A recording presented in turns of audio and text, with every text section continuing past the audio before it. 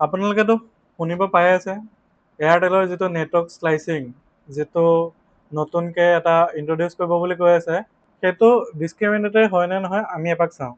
এয়াৰটেলৰ সেই নেটৱৰ্ক যিটো স্লাইচিং টেকন'লজি হয় ন, সেইটো এনেকুৱা হয়, আপুনি দুটা ৰাস্তা বনালে, এটা ৰাস্তাত আপোনাৰ সকলো মানুহ যাব পাৰিব, এটা ৰাস্তাত আপুনি টোল পইচা দিলেহে আপুনি যাব পাৰিব নিচিনা।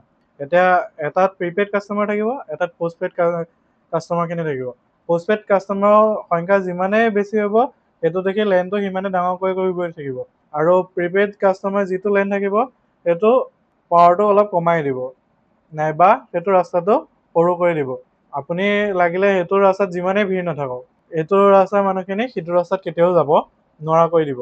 সেইটোৱে নেটৱৰ্ক স্লাইচিং টেকন'লজিটো এনেকুৱা হয়, আপোনাৰ যোনটো প্ৰিমিয়াম কাষ্টমাৰ থাকিব, সেইটো এটা ৰাস্তা দি যাব পাৰিব একেবাৰে বিনা ৰোকটোকে, আৰু যোনটোত ষ্টেণ্ডাৰ্ড কাষ্টমাৰ হয় ন, সেইখিনি আপোনাৰ এটা লাইনতে যাব লাগিব, লাগিলে সেইটো যিমানে ভিৰ ভাৰ নহওক। অলৰেডি নেটৱৰ্কৰ কোৱালিটিটো ইম্প্ৰুভ দিনক দিনে ইমান কৰা হোৱা নাই। মতলব আপুনি 4G স্পীডটো ফুল, আজিলৈকে 4G স্পীড চাগে কোনেও চলাই পোৱা নাই। 5G তো দূৰৰ কথা, 5G ফুল স্পীডলৈকে। এতিয়া 5G দিনত আমি 4G স্পীডৰ সমানহে আমি 5G সময়ত পাই আছোঁ। তেনেকুৱা ধৰণৰ কথা।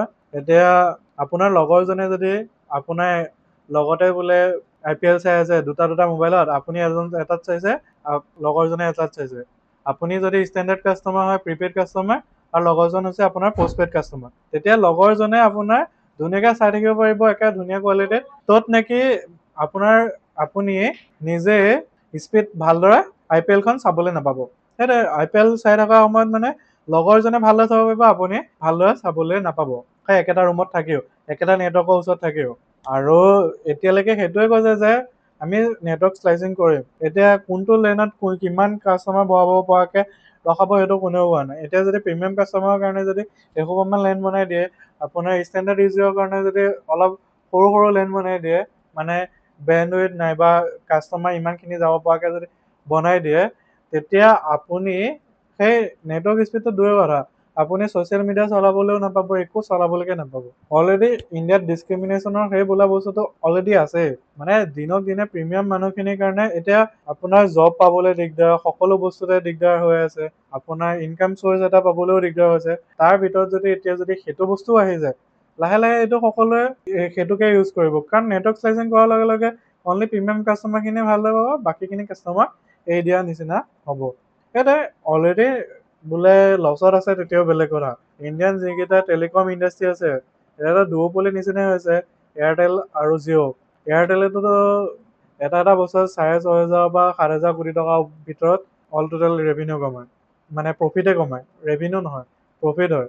আৰু জিঅ' 7,500 পৰা 8,000 কোটি টকাৰ ভিতৰত অল টোটেল নেট প্ৰফিট কমায়। সেইটোৱে আপোনালোকে অলৰেডি লাভত আছে, তাৰ উপৰি যদি এইটো ডিছক্ৰিমিনেশ্যনো লাহে লাহে যদি সকলো মাজত যদি এনেকৈ কৰিব যায়, তেতিয়ালৈকে সাধাৰণ যিখিনি প্ৰিপেইড কাষ্টমাৰ ন, সেইখিনিয়ে আপোনাৰ নেটৱৰ্ক ভাল কোৱালিটি একোৱেই নাপাব নিচিনা।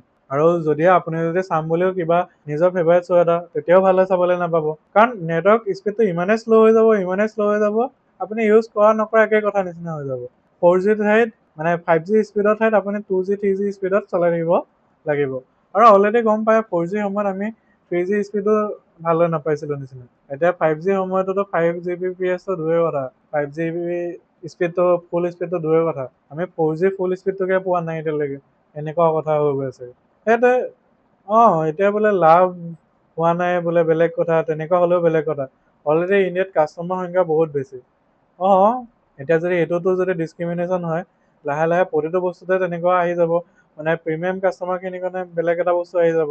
আৰু সেইটো আহি যোৱাৰ লগে লগে আপুনি সকলো বস্তুতে সেইটো বস্তু পাব। এতিয়া লাহে লাহেতো আগতেতো অনলি মন্দিৰতে আপুনি দেখা পাইছিলে, এতিয়া আপোনালোকে নিজৰ জীৱনতো সেই তেনেকুৱা ধৰণৰ ডিছক্ৰিমিনেশ্যন দেখা পাব।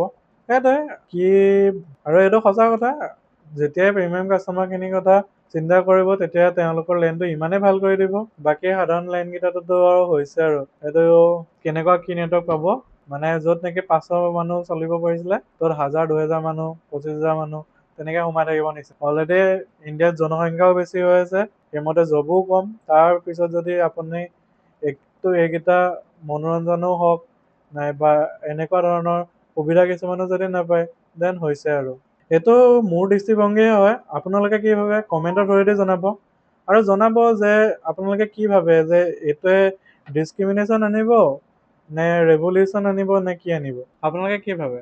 এই নতুন যিটো স্কিম আনিছে ন, যিখিনি ষ্টেণ্ডাৰ্ড কাষ্টমাৰ, যিখিনি প্ৰিপেইড কাষ্টমাৰ ন, সেইখিনি পঁইতাচোৰা বা কক্ৰজৰ নিচিনা বনাই পেলাব, য'ত নেকি এতিয়া সমান সমানে যদি ভাগ কৰি দিয়ে, প্ৰিমিয়াম কাষ্টমাৰ যিটো হ'ব সেইটো স্পীডে বেছি হৈ যাব, তাত কাষ্টমাৰ সংখ্যাটো কম থাকে।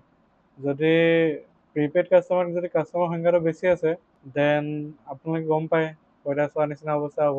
আপুনি জাষ্ট বগাই ফুৰক, সন্মুখত একো দেখা নিচিনা দেখা পাব নাই ঠিক নাই, কাৰণ স্পীডটোতো কমিয়ে যাব ন। সেইটোৱে আপোনালোকে কি ভাবে এবাৰ কওক।